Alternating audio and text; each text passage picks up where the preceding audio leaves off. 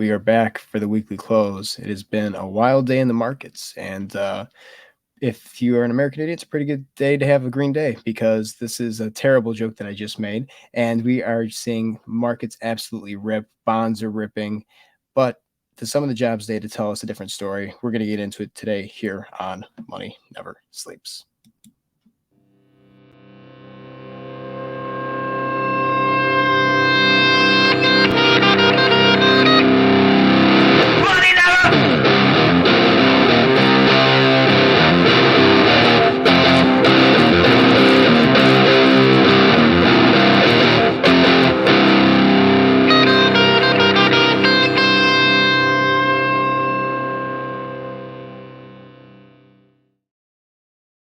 I really got to leave the puns just to J-Wub. I can't fill those boots. That man's shoes are too big to fill. But welcome back. Thank you everyone for being here. This is Money Never Sleeps.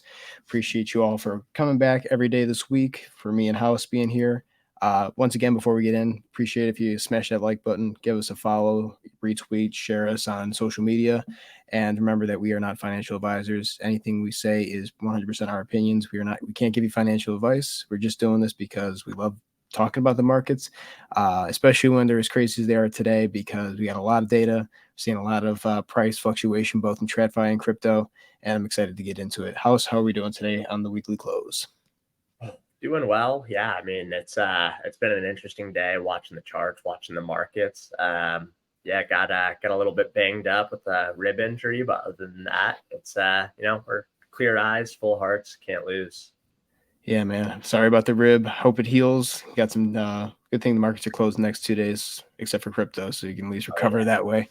But yeah, the markets, if you are a bear, are getting banged up pretty bad right now. It's a really wild time in the markets from what we're seeing based off of the data that we got.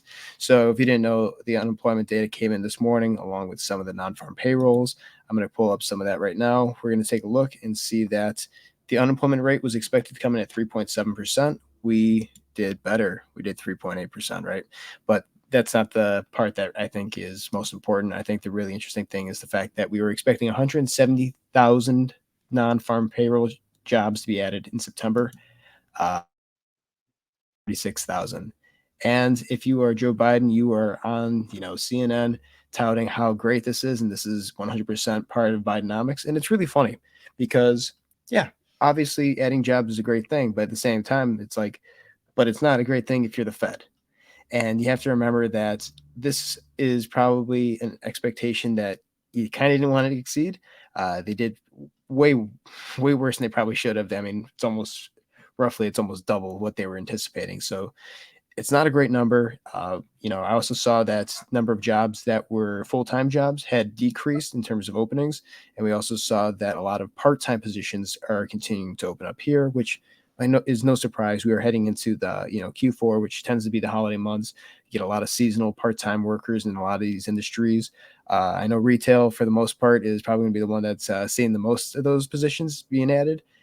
Whether or not that's going to be a profitable retail season, that remains to be seen. But it's no surprise that they added jobs here. But it's not something that I think we should be celebrating. What was your thoughts when you saw some of these numbers today? No, yeah, very similar to yours. I mean, I think people are taking the number for granted and they're not looking one layer deeper and realizing these are part-time seasonal jobs being filled. So, or I guess before I expand on that, the other side of it is what's not part-time seasonal are people that need to have second jobs because they can't afford other things. And we've been seeing a ton of layoffs during this past week. So, that full-time environment isn't looking great either. But yeah, I mean, once, like you pointed out, a lot of these seasonal workers are working in retail jobs or, the prep side of that, right? So if holiday season ultimately is a bust and retail doesn't do well, then you got hemorrhaging on the corporate side. But, even if it does do well, then you've got a bunch of layoffs coming or a bunch of unemployment rates shooting up right after all these, temporary and seasonal workers get put out of a job. Yeah, I mean, that's the way the market kind of reacted at first, right? I think that a lot of people did sell this market off in the futures early on but then we started seeing them buy back, throughout the entire day, right? I mean, let's just pull it up right now because TradFi is absolutely insane. At one point, it was way higher than what it currently is, and you could even see the candle on the daily chart. It's hysterical. I was going to say a bad word, but I'm going to just say it's very funny to look at this chart on the Dow. It is, it's this little green candle. It looks like Thor's hammer right there, right? Shot all the way down to, roughly 32,846. And we are currently at, what is that, 33,516. So we're up, roughly 1.2%, up about 397 on the open. If we look at the Nasdaq, there we go, having another pretty good day there on the Nasdaq. We're up 1.94%. If we look at S&P, we're up roughly 1.44%. And once again, we bounced off the 50 moving average on the weekly, and we're bouncing off that 42.50 level that we have right here. And we knew that was a very tricky level. So obviously the news itself, I think a lot of people sold off, but we do know that we have been selling off fairly consistently for the past few days, past week or so. So I'm not surprised that we are seeing a bit of, a buyback here. I think the markets were a bit oversold, but there is something that is really concerning right now. And this was really bad news, right? This is bad news for the Fed. We know that, but I think that's you can try and spin it any way you want, but the fact of the reality is that this data was not good for the Fed, even if you want to say that was good for you if you're running for office or something like that, right? This is not a good number. The thing that's really interesting to me is the bonds right now, because bonds are up in the green today, along with equities, and the dollar is pulling back. And the VIX also, which we've been talking about on the show, that there was going to be a part where the VIX is going to peel back because the dollar is going to go down in value, allows room for equities to go up because everything was so oversold. But bonds are up too, and that's probably the scariest part, I think, of all of this. So I'm going to pull up the bonds for today on CNBC, bonds and rates. You're totally in the green, guys. I mean, this is pretty hysterical, right? Look at the 30-year. 30 years probably going to hit 5% on that yield. That's, I mean, come on. Could this not be any funnier the further we get? You can see it on the board. One of the highest ones is the 6-month. It is currently at 5.58%. A lot of these are up pretty significantly today. The 20 years up, 0.065. 7 years up, 0.068. Point is, bonds are green. And does that tell you that there is confidence right now in the United States? I would think that the government is actually quite concerned about these bonds continuing to go up, and they would be less concerned with how well crypto or the stock market is doing. Would you agree with that statement? No, absolutely. I mean, it's something that Jerome Powell called out himself. He's been warning against taking on unnecessary debt. And, you've got, I think it was like nearly $500 billion in debt has been added to the balance sheets of companies buying bonds. And it's just like, it's not healthy. And I could see why. We're coming on easy monetary policy coming off the pandemic. So people are like, okay, we have a bunch of cash, let's take some risk. Well, you can only manage that risk for so long before shit starts hitting the fan. I think there was one of the heads of credit strategy at TD was calling it out as well in a Bloomberg article. And he was echoing the same thing. He said the amount of risk taken was extreme.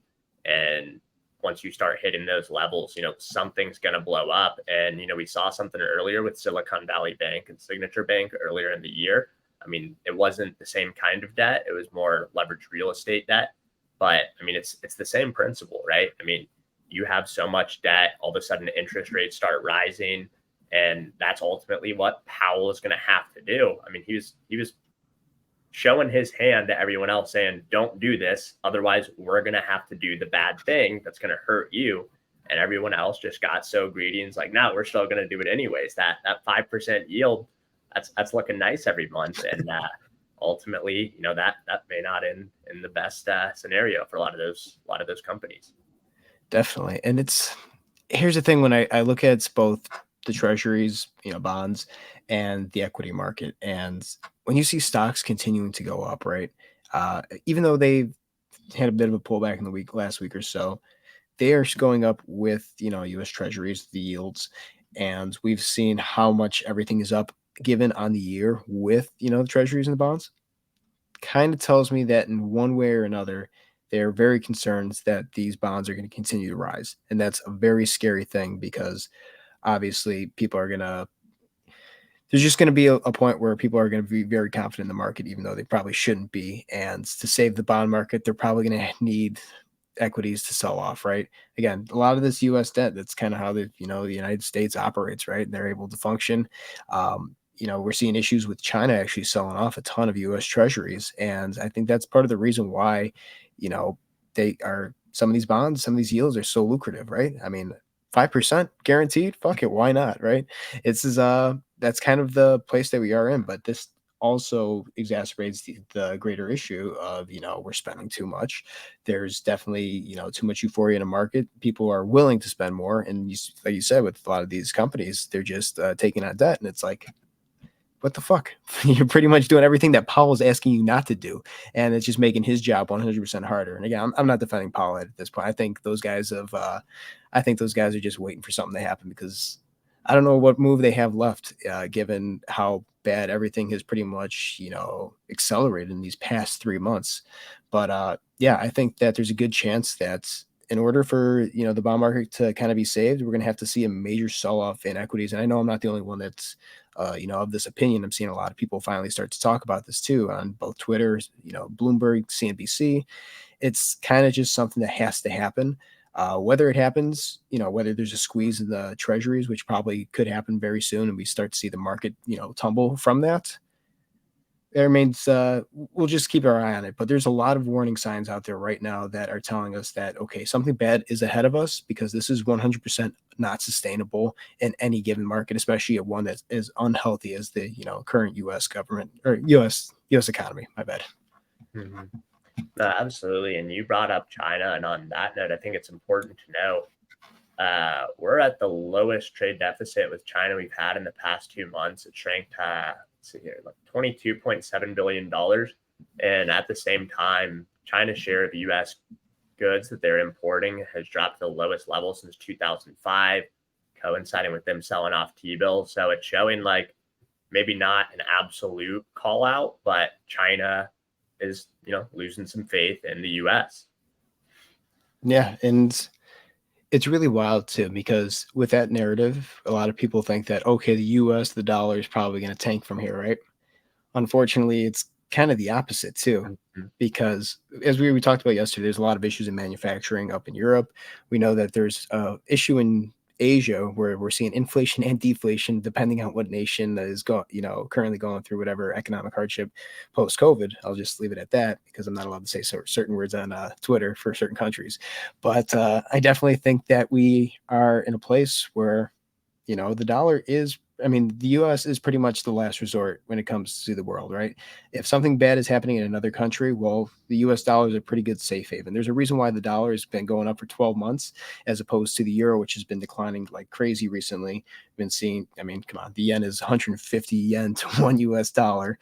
The yuan's roughly been 7.3 for the past few months. The dollar's been growing, right? The dollar continues to be an extremely strong, staple in global markets. And I think that because the U.S. is the last resort for a lot of these people, that means that all the issues that we're seeing globally, a lot of that contagion will eventually roll over into the U.S., because now a lot of the issues that they had in other markets are now bleeding into the U.S. market. And if that's the case, then, well, I guess we're the last stand between, the global margin call and a soft landing. And I think that the soft landing idea is pretty much, that's kind of fizzled away. So I think that the U.S. is going to be the one that's last to go. And whether, what country is the one that's next see fall, I'm not saying fall completely, but is probably going to see the most pain, is probably Japan, right? I think China's already given up a lot of their U.S. treasuries. That's showing that there is some weakness in their market. Japan still is trying to keep its head above water. But I don't know how long this is going to last for. But I think the U.S. is going to be the one that's, we're waiting for something bad to happen. Something bad's already happened in other parts of the world. We're just waiting to see it now in the U.S. Mm-hmm. No, yeah, absolutely. Yeah, where do you want to go from here? Yeah, before we jump into some treasuries that are going to be on the blockchain, very interesting. I'm going to have you discuss that, because I saw that and I thought it was interesting, but I have no idea what it meant. I'm going to pull up some people that are in the chat. Chris, thank you for being here. Appreciate you guys. Randy, thank you for being here once again. You've been here all week. We love you guys being here. So our regulars, Ace, Bundy, Scotch and Stocks, anyone who's usually here. We appreciate guys being here. But yeah, you brought up a really interesting thing to me today. I had no idea. I was reading a little bit about it, but some of it went over my head. So I'm going to have you talk about tokenized US Treasuries. They're arriving on Yeah, Coinbase's base, and it's backed with RWA token issuance. yeah, absolutely. So, Base was really trying to push their launch all through October with the whole on-chain summer theme. So, about a month too late, but the company backed, which is based out of Switzerland, they are now tokenizing US Treasury bills. So, it's pretty much as simple as it sounds. They have the token ID. It's like BLB01, which is, or I think so. Let me back up a little bit. Earlier in the year, in the spring, they tokenized a BlackRock ETF. So I think that's yeah, Kevin's got it. That's BLBO1, and now they've got a newer token which is going to allow you to invest in U.S. short-term treasuries. So there are two kind of little catches here. One is you can't be inside the U.S. So you pretty much, it's tokenization and allowing exposure for people outside of the U.S. to have access to U.S. short-term treasuries, which, given the yield that they're offering right now, probably pretty large demand. But as a part of that, you do need to pass KYC. So even if you had a VPN or something like that, probably not skirting through that one. And then as part of the KYC process, you got to pass the AML, which is anti-money laundering. So two pretty standard things. As far as, if you're going to be selling someone a security overseas, not in your country's jurisdiction, probably want to have that marked. So I thought that was really cool. There's been a growing trend of tokenization of real world assets. Most of them haven't been like this, though. I know Franklin Templeton has something on Polygon. I believe these are these are on Base. So that's interesting. But I know there's another platform called Arcade, and they've been doing a lot of like fine art, watches, cars, stuff like that. So I thought this was pretty interesting to highlight, just seeing that there's a lot of bets being placed in real world asset tokenization. Yeah, I mean, this is really interesting, and you did a great job of explaining it. This is kind of going back to what we just talked about, too, right? People want exposure to the US market in some way. Again, these yields are pretty lucrative. Not surprised that, you know, this is something that, the international market's definitely going to want to get a hold of. Yeah, I also think it's pretty smart that, too, that you can't get in the US. Obviously, there's a lot of shit going on in the U.S. right now, and the SEC is probably just like, you know what, let's see how it plays out in the international markets, and once we get some clarity, maybe a new regime, then possibly we could roll this out into the U.S. markets as well. But yeah, I mean, once again, the U.S. dollar, people want exposure to that, and I guess some U.S. debt. This is a really interesting way for people to get exposure to that. And again, the fact that I would assume it'd be self custody as well, right? Like you can pretty much just you're in control of it. You don't have to go through a broker or anything of that sort. U.S. Treasury Direct for international people. So that's pretty amazing. Mm-hmm. Yeah, no. So it's the company back. They're based out of Switzerland, so everything's governed and operated under Swiss securities law. But to stay compliant, since it is a U.S. Treasury, that's why I think Yeah, that's where the AML and KYC comes in. But the Swiss are probably concerned with that as well, because they don't want it falling on their back if U.S. yeah, Treasuries are falling into the hands of terrorists or money launderers. yeah. Swiss has had enough issues when it comes to money and banking this year, so it's probably a good move on their part. All right, we'll stop this for a sec, and then now let's take a look at what we got left on the agenda. Right. Let's see. We've gone through a lot today in terms of bonds, data, and treasuries. Let's talk a little bit about. Do you want to go into crypto, and then we could jump into some of the interesting stuff going on with AVAX? Yeah, absolutely. Let's do it. I'm going to pull up AVAX right now, and we're gonna before we jump into Bitcoin and all that stuff. Let's just do this because I think it's really interesting as well. And I was doing a lot of reading on it last night. But Stars Arena, that was something that you brought to me yesterday post show, and I thought was absolutely insane with how little, how short of a time that this has been live, how much money has absolutely just like pulled right into it. Yeah, no, I mean it's been kind of absurd. So for those of you who haven't heard of Stars Arena, It's one of the newest iterations that's catching on of SocialFi or decentralized social. So if you're not familiar with that concept at all, it was either the beginning or end of August, Friend.tech debuted on Base, which was essentially tokenizing shares of someone's Twitter account, creating like a private chat room, almost a blend of like Telegram and Twitter. And it all operated on a bonding curve. So Stars Arena came out the end of September, and it's on Avalanche, which is a completely different EVM chain versus Base being a layer two. Avalanche is its own. They have what's called the C chain, and then you can have subnets, which function similar to a layer two. But Stars Arena has a much different bonding curve, and I'd compare it more similar to Twitter while still having the features of Friend.tech with that private chat room. But what was really interesting watching this was Avalanche's price, or AVAX, which is their token, it went up 8%. And there was a massive, I think, over the course of 2 days from like October 2nd to October 4th, the transactions on AVAX went up 184% per day. And it was just like, holy shit, like Avalanche just got pretty much hammered out of nowhere.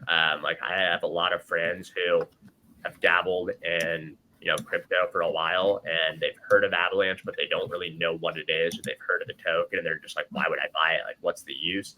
I mean, Trader Joe's pretty sweet. They've been up in their game a lot recently, but prior to that, yeah, Avalanche has always been one of those blockchains that it seems like people don't necessarily know what it is or why it's there compared to a lot of other EVM chains. Yeah. I've always been a huge fan of Avalanche. I had a pretty decent bag of it last bull run. And, there's a lot of things I think with Avalanche, it kind of, screwed it over and people kind of forgot about it. Obviously, who was the one guy from Quadriga who was running that DAO? Was it Olympus DAO or something like that? It was something similar like that on Avalanche, but pretty much a lot of people lost a lot of money and kind of hurt it in that way. But, something like this is pretty.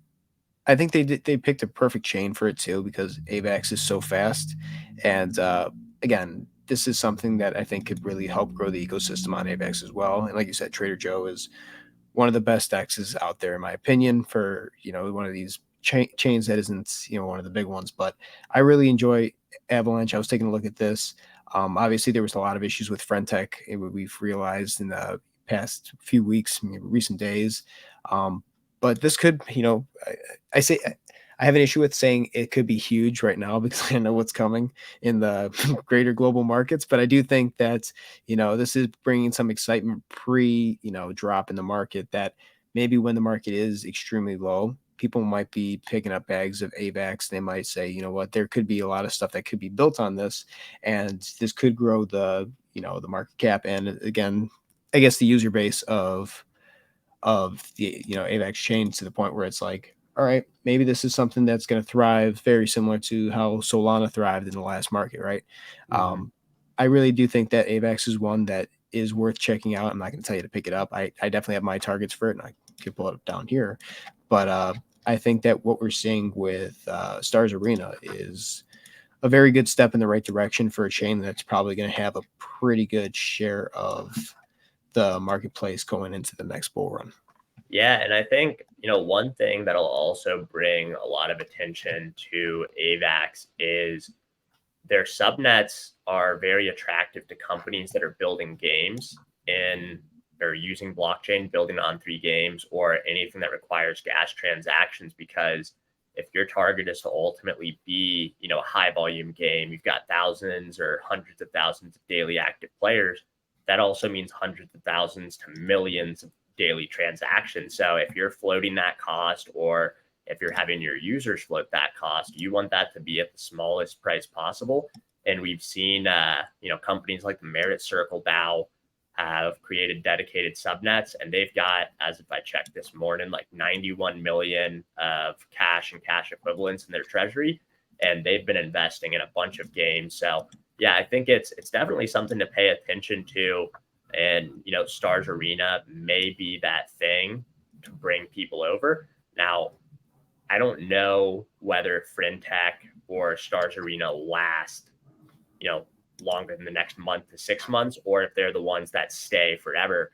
But I think it's important to keep an eye on decentralized social media, or in this case, more of that um, monetize social media aspect, because there's a lot of interesting concepts and iterations that I've heard people talking about on how you can leverage kind of the name, image, and likeness of people through a service like this. So whether or not this lasts, I think it's not the last thing of this kind of model or iteration that's going to come out. And I think we're going to see a lot of really interesting economic models that people hadn't previously considered come out of this as a result.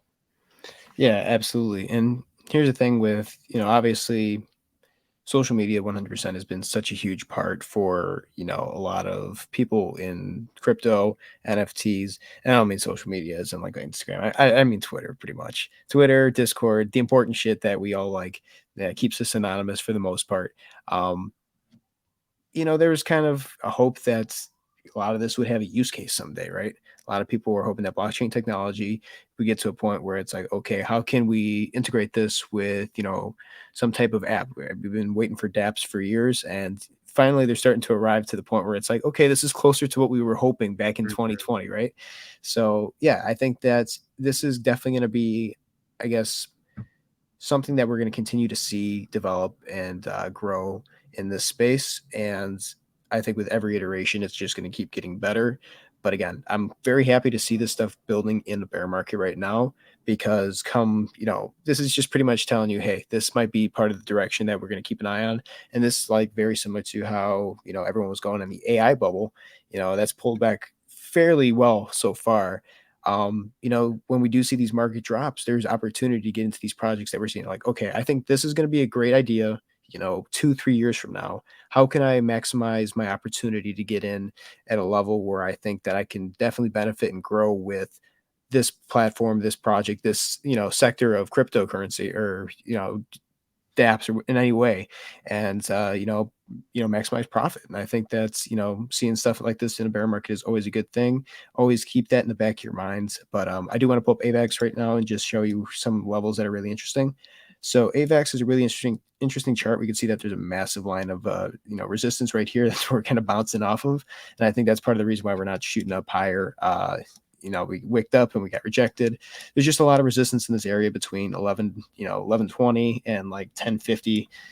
So if we get rejected from here, is what it is. We are pretty overbought on the daily, and if we do look on the weekly, we're coming out of the oversold territory, but that doesn't mean that we can't keep pushing down. Again, we get little bounces here and there, but I do want to pull up the weekly here because it's really interesting. We can see that we have a very similar Binance situation, BNB chain, where we shot up pretty significantly in the bull run, right? And that's not a bad thing. I think AVAX is not manipulated in any way. I think people got excited about it. A lot of money comes into the market cap. It's obviously going to shoot the price up instantly because there's just so much liquidity now in there. But again, there's not a lot of support in this range right here. So I do think that if we do break from here, maybe we definitely would probably be, closing this gap. But my question is that's only a 35% drop. I think that we're probably going to be seeing something a lot worse, especially if Bitcoin, if we're anticipating Bitcoin to go to 20K roughly in a conservative take, maybe even lower, if you're asking me my personal take. But I think that there's a good chance that we could lose some of the support that came here from when it was listed. And I think there's a good chance that somewhere in this range down here, we have to find some support. So where does that put us? That puts us at around the low of $3 and the high of, roughly just a few cents short of $7. So I think that's range that we can be keeping an eye on if the market is to tank really bad. And again, I will say this. I mean, the drop here from where we currently are to the bottom of this is, 72%, which would be in line with that 60 to 80% drop that is still very possible for a lot of altcoins. Uh, this could get even worse than what we're anticipating. So keep that in mind, because if it gets to the point where there's just no liquidity in the market, we could see some of these things drop pretty significantly. So I think that keeping an eye on these ranges, knowing how you want to be getting into certain projects, not blowing your load in one shot, it's definitely going to be very beneficial for you long term. Not financial advice, but it's just a little a little tip from someone who's been around the block a few times, knowing just not to ape into anything. Always be cautious and just protect yourself. Again, you want to make sure that you're maximizing profits. You want to make sure that you are getting in at a level that you feel comfortable with and you're willing to hold if something were to go wrong. So that's all I got to say on AVAX. I do want to pull up two other things. One thing being consumer credit. We just got the data in, and it is fucked. It is not a good number at all. Let me see if I can find. I got about 5 billion tabs open right here, but we are looking at consumer credits. Let me share this right here. Found it. It is came back negative for the month of August, and we could see there that it declined by 15 billion. So there's that. That tells me that we are in a pretty interesting place in this market. That credit is definitely, I guess we can say consumer credit's declining, but in a way, this is also credit tightening to the point where I think people are starting to max out their cards. They can't afford things. They can't afford to pay the bills. Here we are now, right? It's not a great number at all. And if we look at, I can't remember what the expectation was when we pulled back. Obviously, I have to go to Twitter because this news isn't easily made possible by a lot of mainstream media. But the forecast was 11.7 billion. The previous was 10.4 billion. We're in the negatives, guys. This is a terrible number. Whether the markets react to this in any way, I have no idea. It looks like the markets did sell off a little bit in the Dow. We're at 361, but I don't think this is going to phase them right now because we are in a pretty dangerous place. But what are your thoughts on these numbers?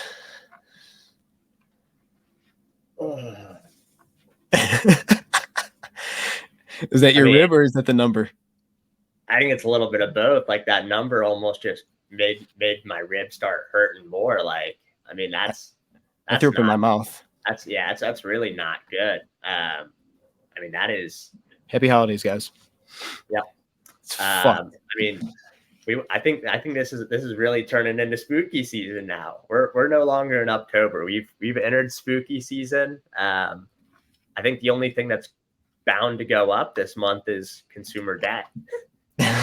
That's a guarantee, right? That's what's going up at this point. But now spooky season definitely coming, cuffing season, but not the kind that ends up with you having a partner, more of a partner in crime maybe. But yeah, good. Not bueno. I do want to pull up this real quick too, because I do want to explain this, and then we'll finish the show with what our plays are for the next 2 weeks. But I kind of have to forward with this, and this is expecting what happened today. I expected that regardless of the outcome or whatever happens in the markets today, the data probably wouldn't be great. However, the DXY would probably pull back, and then stocks and indexes would have a really good chance of rallying here. I remain very I stand by this. I believe that personally for me, how I'm operating is I anticipate the market to be very irrational for the next week or so. I anticipated that the VIX is going to come down because volatility comes down as a lot of people get really excited, right? It doesn't take much to excite a market. We are oversold. We can definitely push into a point where, okay, now people feel like, that was the bottom, that was the local bottom, and we're going to continue up, right? But here's the thing: B waves are very, very, very scary because this could be a little fool's rally that we see, and the next thing you know, it's like, okay, we've gotten terrible data recently. This is $15 billion in consumer credit is just gone. We're down 15 billion as opposed to what we were anticipating. So this is definitely a place where I don't believe in the consumer. I don't believe in the strength of the consumer at all. That's it's a terrible thing to say, but it just is what it is. It's where we are. So I think that the DXY pulling back to that 105.69 level that it took forever for us to break through is very possible. However, I think that also opens up the possibility that consumers aren't going to be strong enough to hold on to some of these positions, i.e. Bitcoin, and some other stocks in this market. I think that this is going to be very similar to February of 2020, where we saw a little bit of a rally prior to the pandemic, where we saw the spike up and we saw a lot of volatility increase. It could be very similar to what we saw back in 2008. I always say that everything kind of plays out in the same way, but maybe it's just playing out a little bit later because the consumer's been so resilient. This is a break in the consumer, 100%. So what do I anticipate for us going forward?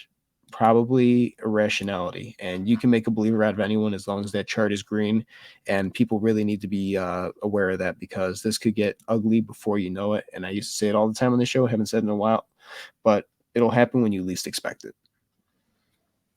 Yeah, no, absolutely. I have a good friend who his